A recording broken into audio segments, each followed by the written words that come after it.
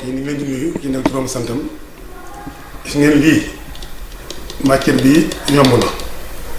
dañuy defar koog yoo xam ne dañ koy naane man ñi dañ koy def koog yoo xam ne pour fonde la def ci leget boo xam ne ciy dugg di def cere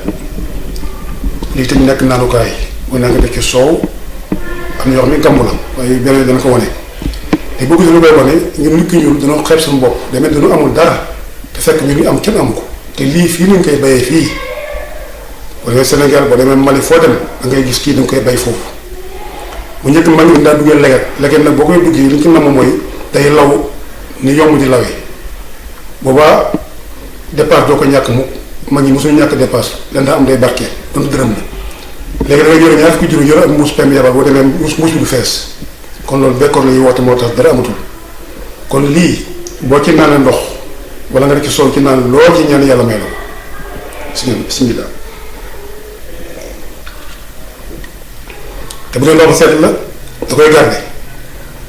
bu dee meew ndax ki matière la da nga koy lekk matière la moo tax loo ci def rek matière première la amul benn danger waaye bu dee tey yaa ngi lekkee loo xam ne ay matière première xamul lu ñu def te ñu defaroon ko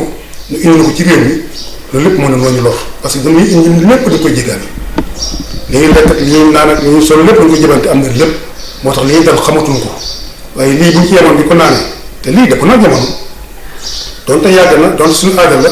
weesul de mën na ko moderne ba mu ñëw ñun lii weesuwul ndax mu ngi nii tey yii la 21e siècle ba tey leget weesuwul ay nit di ci dugg defar ko ba mu rafet di ci dugg waaye ñun mën nañu avancer ci dara nan mel la mel rek waaye lii mën nga koo defal leget dafa ko ay jàppukaay mu nekk comme peñe nga ci dem marché di ci dugg te bu bàyyi nit ñi danañ ko bay danañ ci dem ba forme ci ay usines yoo xam ne sociétés yu mag nit ñi ci koy ay milliards waaye tey mën noo jëriñ dara mën na ko jëriñ da ngay for ci mbedd wala nga fay marché jël ci def ci ay denc ko ay xaalis kenn xamul mais nit ki ñu mënta avancer ci xelam parce que amul vision kon nag lii képp ko bëgg am jëkkër wala nga bëgg am jabar loo bëgg am ci àdduna lii lu barkeel la ñaan ko ci sa barkeel maam loo ci ñaan yàlla may la ko donc ma seet laa ci def nii bu nee def ci soow kon lii dañ koy wane pour que ñu xam ne ñun africain yi ñàkkum dara ci àdduna bismillah jërëjëf